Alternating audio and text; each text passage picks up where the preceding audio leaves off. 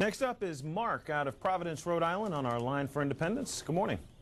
Good morning. Thank you for giving me the opportunity to say a few comments. I can't even begin. The last few callers, I mean, everybody has touched on so many things that I've just been paying attention to. One of the big things I feel like is people lose sight that the mainstream media, these are businesses, and that these people are in business and they want to make money. And while disseminating information is a huge part of that, again, people need to do their diligence. They need to, if they can, dig a little bit deeper. And it's tough. I feel like just like the last guy, where can you turn? Where can you get that information? I think that people need to start demanding that as well from the news sources. They need to say, hey, we need something that doesn't include all the spin. It doesn't include all the political aspect of it. We need the truth. And if they don't like what they're getting, then they got to change the channel. They got to go to someplace else. Mark, where do you get your news from? To be honest, I flip back and forth through everything. But in the interest of time, I tend to look at Drudge Report because there's a lot of headlines on there, and it's very easy to skim through. I go to USA Today. I try to get a lot from them. I feel like they kind of stay, out of the fray. And Mark, just one more question, Mark, then I'm going to let you go. Do you read any of the blogs? You know what? I haven't gotten into it so much. I feel like there's so much out there. I'm sure there are resources that organize all the blogs and it gives a better explanation of what everybody talks about. I haven't found that resource yet, but one of the points that Susie made on that little clip that you played that I really liked, when she talked about the bleachers. I feel like the American people need to have that players only meeting. Where the coaches go out of the locker room and they need to really come together and say, what do we really want? What do we really, expect out of our government? I think that they need to look at their local politicians a lot more. I think that a lot of the responsibility needs to start shifting back down. Sorry for cutting you off, Mark. We're going to have to move on. Go ahead, Susie Madrak.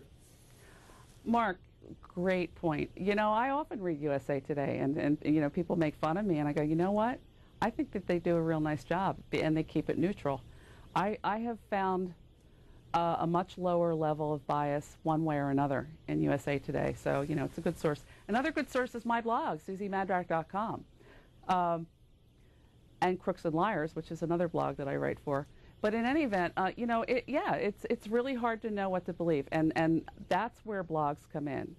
Basically, we're what's the word? I always say that I'm like a news concierge. You go to a hotel, and they're the people you go to when you need an extra pillow or a blanket. I look at news, and I tell you where I see the flaws in the coverage. I tell you what they leave out as well as what's wrong with what they put in.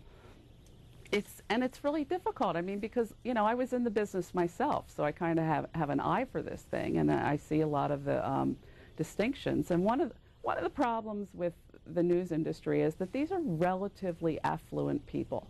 They don't have to worry about health care. They don't have to worry about whether or not their home is going to get foreclosed on. They're not dealing with the anxieties that ordinary Americans are dealing with, and controversy is good for advertising, because the more viewers, the more eyeballs there are on a program. Like Glenn Beck. Come on, Glenn Beck is a nut. We all know it. We know Glenn Beck is a nut.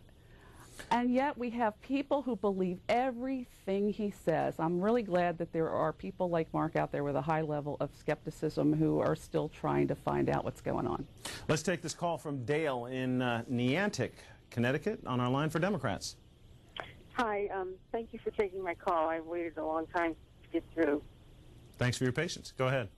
And I have a comment about the cable news, especially CNN and MSNBC. When Bush changed the laws allowing people that own newspapers and radio stations, they were barred from owning all of the media, newspapers, radio stations, and TV stations. Well, the news has really changed. I'm an avid news watcher, and I've really gotten terribly disgusted with what the cable CNN and MSNBC are doing. Very, very, very sad. So I'm glad Susie's here telling us that and letting us know about her blog. Thank you very much. Susie? Well, I appreciate that, because I'll tell you frankly that my job involves watching a lot of the news, and it really makes me sick. It really does. When I see how things are manipulated, how errors are not corrected, how, more importantly, I think the single most important thing is that most of the people you see on these talk shows do not disclose what they really do for a living, and the networks don't make them. I can't tell you how many people I see on every single station, you can't point to just one, where it'll say, news analyst, and the guy's a lobbyist. I would suggest that anytime you see anybody who says anything that seems a little bit off on TV, go to your computer, look up the guy's name, and find out where they're really coming from. Because basically, we're offering paid advertisements to these, to these groups. James on our line for Republicans out of Lodi, California. Yes, about 20-some years ago, the federal government ordered all of the medical schools in the United States to reduce their enrollments. And then they turned around and paid the medical schools for their lost income from having reduced tuitions.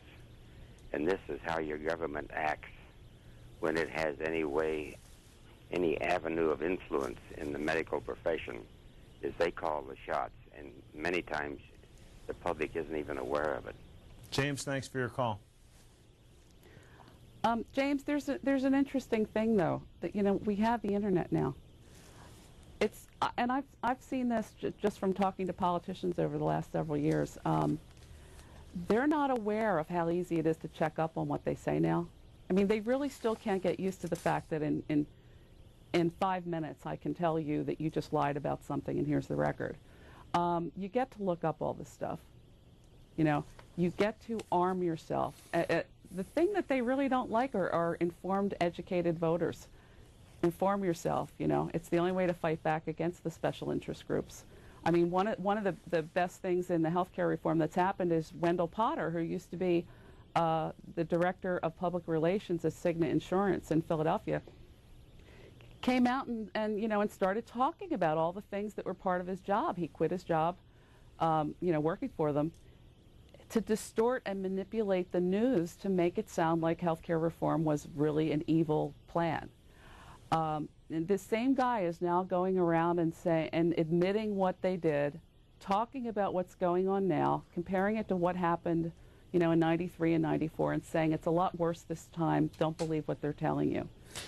So educate yourself. Let's take this last call from Don on our line from Independence from Conestoga, Pennsylvania. Go ahead.